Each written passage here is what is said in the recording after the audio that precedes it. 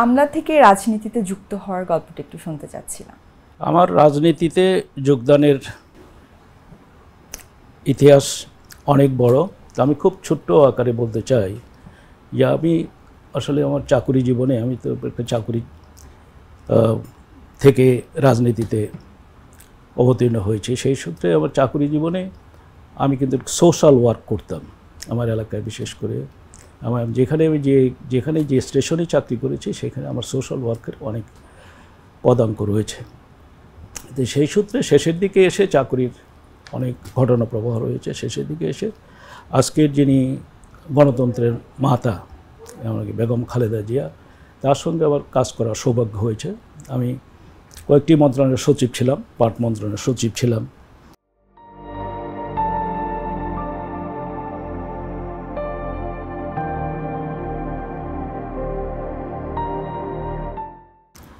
কৃষি মন্ত্রণালয়ের সচিব ছিলাম এবং সংস্থাপন শেষে আমি মন্ত্রিপরিষদ সচিব হিসেবে চাকরি করেছি। সেই সুবাদে ম্যাডাম খালেদা জিয়ার সঙ্গে সরাসরি কথা বলার এবং কাজ করার সুযোগ হয়েছে।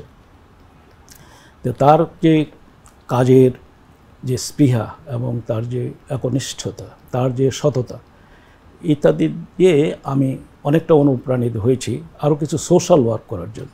এবং তার মাধ্যমে আমি চাকরি, বিশেষ করে সংস্থাপন মন্ত্রণালয় এবং শেষ দিকে যখন আমি ক্যাবিনেটে এসেছি তখন তার সঙ্গে যখন ঘনিষ্ঠভাবে দেখা করার সুযোগ পেয়েছি, আমি এলাকার অনেকগুলি কাজ করেছি। তো এরই ধারাবাহিকতা হঠাৎ করে একদিন কথা প্রসঙ্গে আমি বলে ফেলেছিলাম যে ম্যাডাম আমি তো এলাকার কিছু কাজ করি, কাজ করতে চাই আরও বেশি।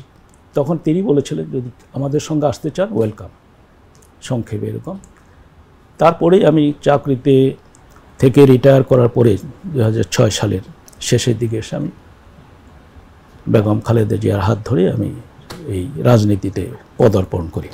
সেখান থেকে এই যাত্রা 2006 সাল থেকে। আমরা জানি বিএনপির প্রতিষ্ঠাতা জিয়াউর রহমানের সাথে আপনার বেশ সখ্যতা ছিল। সাবেক রাষ্ট্রপতির সাথে কি আপনার কোনো স্মৃতি মনে পড়ছে? জি, অনেক স্মৃতি। তবে আপনি যেটা বললেন, উনি তো রাষ্ট্রপতি, বলা যায় তিনি একজন মহামানব ছিলেন এবং বাংলাদেশের স্থপতি। তার সঙ্গে সখ্যতা বলা যায় না, তার সঙ্গে আমি একনিষ্ঠভাবে তাকে একটা ক্ষুদ্র অনুসারী হিসেবে আমি কাজ করেছি। বিভিন্ন অকেশনে, বিভিন্ন সময়ে তার সঙ্গে তার প্রটোকল করার সুযোগ পেয়েছি। এবং তার যে সবচেয়ে ঐতিহাসিক যে বিপ্লব তিনি করেছিলেন, একটা হচ্ছে প্রথম বিপ্লবটা হয়েছে যে উনি উই রিভল্ট বলে উনি যে যুদ্ধে ডাক দিয়েছিলেন বৈষম্যের বিরুদ্ধে, মানবিক মর্যাদা প্রতিষ্ঠা করার জন্য যে ডাক দিয়েছিলেন, মানুষের মুক্তির জন্য, ন্যায়ের শাসন প্রতিষ্ঠা করার জন্য, দুষ্টের দমন এবং শিষ্টের পালনের জন্য যে উনি ডাক দিয়েছিলেন যে যুদ্ধের, সেই যুদ্ধে আমরা হাজার হাজার মানুষ, লক্ষ লক্ষ মানুষ ঝাঁপিয়ে পড়েছিলাম। তার ঐতিহাসিক যে কর্মকাণ্ডের মধ্যে উল্লেখযোগ্য সেটা যে উনি শুধু যুদ্ধই করেন নাই, এদেশে এই মাতৃভূমিকে তিনি স্বাধীন করেছেন এবং স্বাধীনতা পরবর্তীকালে এদেশের মানুষকে মর্যাদা সম্পন্ন জীবনযাপনের করার জন্য এবং বুভুক্ষ মানুষের মুখে অন্ন দেওয়ার জন্য তিনি যে ডাকটি দিয়েছিলেন, খাল খনন প্রকল্প যে ছিল, মানে খাদ্যে স্বয়ংসম্পূর্ণ হওয়ার জন্য তার যেই প্রচেষ্টা ছিল, সেটার সঙ্গে আমি ওতপ্রোতভাবে জড়িত ছিলাম। প্রথমত আমি নিজে মহকুমা প্রশাসক হিসাবে এবং অন্যান্য ক্যাপাসিটিতে তার সঙ্গে কাজ করার সুযোগ হয়েছে। প্রথম হলো তার যশোরে যে ক্যানাল ডিগিং দিয়ে শুরু করেছিলেন, সেখানে নিজে তিনি কোদাল ধরেছেন, মাটি কেটেছেন, খাল খনন করেছেন, সেখানে আমরা সরাসরি যোগদান করেছি। কুমিল্লাতে এসে আবার উনি খাল খনন এখানে যেখানে উদ্বোধন করেছেন সেগুলি প্রটোকল ইত্যাদি আমি করেছি। এবং ঝালকাঠিতে আমি সাব ডিভিশনাল অফিসার ছিলাম তদানীন্তন, সেখানে বিশাল ক্যানাল, যেটাকে ধানসেরি ক্যানাল বলে, সেই ক্যানাল খনন করেছিলাম। তার অনুপ্রেরণায়, নির্দেশে এবং আমার সাধনা এবং যে আমি একনিষ্ঠতা এবং আমার সততার মাধ্যমে, যেখানে ওই ক্যানাল ডিগিংগুলি ছিল বিনা পয়সায় খনন করা, এবং তাই আমরা করেছিলাম, একটি পয়সাও সেখানে নেননি। এবং খাল খনন শেষ হলে তিনি এসে যেভাবে আমাকে কর্মর্দন করেছিলেন, how did you do it, তুমি কীভাবে এটা করছো, তো ওই যে উনি যে কর্মর্দনের অনুপ্রেরণা দিলেন চিরজীবন সেটা মনে থাকবে। ওনার একটা স্মৃতি যে উনি যে সৎ এবং আপরাইট ছিলেন, এটার একটা ছিল কুমিল্লায় একটা কলেজে উনি এসেছিলেন এই বিএনপিরই একটা সমাবেশে।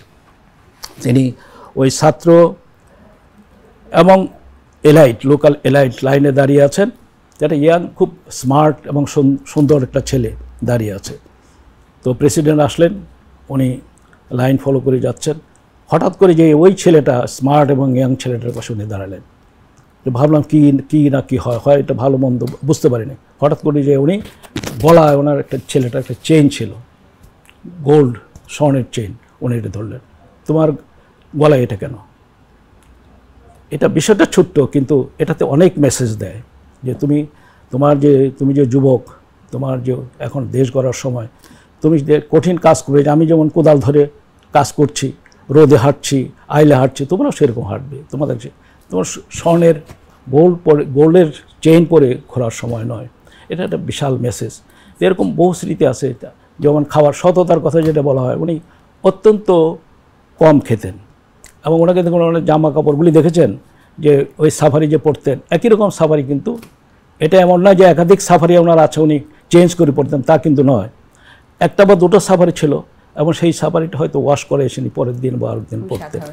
এবং সেইটা থেকে একটা এটা হলো এই বেশভূষা, কাপড় চোপড়ের বিষয়। খাবার বিষয়টা আমি দেখেছি যে আমি তখন ঝালকাঠিতে যখন সাব ডিভিশন অফিসার ছিলাম, তখন বরিশালে উনি গিয়েছিলেন ওই ক্যানাল ডিগিংয়ের একটু উদ্বোধন করার জন্য। তো খাওয়ার আয়োজন হয়েছে। তো বরিশালে সাধারণত বরিশালের লোকজনদের একটা মানে হসপিটালিটি একটা সুনাম আছে, একটা নাম আছে। তো ওইটাই হয়তো খাবার আইটেমগুলি যদি বেশি ছিল, কুইজনগুলি অনেকগুলি, তার মধ্যে চিংড়ি দেখা যাচ্ছে, গলদা চিংড়ি, ইলিশ মাছ। তো উনি আমার সামনে দেখলাম, আমরা তো দাঁড়িয়ে আছি, তো উনি দেখলেন যে ওই বড় গলদা চিংড়ি এটা এরকম করে সরিয়ে দিচ্ছেন, ওই যে ছোট মাছ ডাল বা সেটা দিয়ে খেয়েছেন। তো এইটা তো মানে প্রকৃতি দেখেছি, আমরাও তো গ্রামে গঞ্জে গিয়েছি, সরকারি চাকরি করেছি, কিন্তু ওনার মতো এরকমভাবে ওনার যে সততা, এবং উনি দৃশ্যমান করেছেন যে মানুষের সৎ থাকলে, শুধু নিজের সৎ থাকলে হবে না, অন্যকে সৎ থাকার জন্য অনুপ্রেরণা দিতে হবে, সেটি উনি দেখিয়েছেন। সুতরাং ওনার সঙ্গে অনেক স্মৃতি রয়েছে। অনেক স্মৃতি। এখন যদি জানতে চাই যে আপনি কবে থেকে নিজ এলাকায় রাজনীতিতে যুক্ত হলেন? এটা আপনাকে প্রথম যেটা বলেছি যে চাকরি থেকে মানে রিটায়ারমেন্ট, অবসর গ্রহণের পরেই 2006 সালের অক্টোবর, নভেম্বর, সম্ভবত ডিসেম্বরের দিকে আমি ফর্মালি, আনুষ্ঠানিকভাবে ম্যাডাম খালেদা জিয়ার হাতে পুষ্পস্তবক দিয়ে আমি যোগদান করি ওনার অফিসেই। তিনি মূলত বলেছিলেন যে আপনাদের মতো অফিসার আসলে, বা যারা কাজ করেছেন দীর্ঘদিনের, ওই শহীদ প্রেসিডেন্ট জিয়াউর রহমানের সঙ্গে কাজ করেছি ইত্যাদি, উনি অভিজ্ঞতা দেখেছেন, এবং আমি যে তার সঙ্গে আমার যে একনিষ্ঠতা, আমার সততা, দক্ষতা, তিনি নিশ্চয়ই সেটা দেখেছেন, হয়তো তিনি বলেছেন। সেই জন্য তিনি বলেছেন যে আপনার মতো যদি অফিসার হোক বা আপনার না, যে কেউ আমাদের দলে আসলে আমরা ওয়েলকাম করব। তখন ওনার অফিসে একদিন আমি যোগদান করি, এবং তারপরে থেকেই গ্রামে ছুটে বেড়ানো। আমি অদ্যাবধি আমার গ্রাম, বিশেষ করে দেখেন যে আমার হলো জামালপুর 2 আসন, জামালপুর, সেটা হলো ইসলামপুর বলে। ইসলামপুর উপজেলার দুটো পার্ট, মানে মাঝখান দিয়ে একটা রেল লাইন গিয়েছে, দুপাশে আপনার যমুনা, এক পাশে পশ্চিম পাশের যমুনা, আর হলো পূর্ব পাশে ব্রহ্মপুত্র। দুটি পাশেই বিশেষ করে পশ্চিম অঞ্চলে নদী ভাঙ্গন মানে এখনও অব্যাহত, প্রচুর নদী ভাঙছে, এবং মানুষ সেখান থেকে কেউ ঢাকায় চলে আসছে, কেউ জেলা সদরে চলে আসছে ইত্যাদি, মানুষের আহাজারি।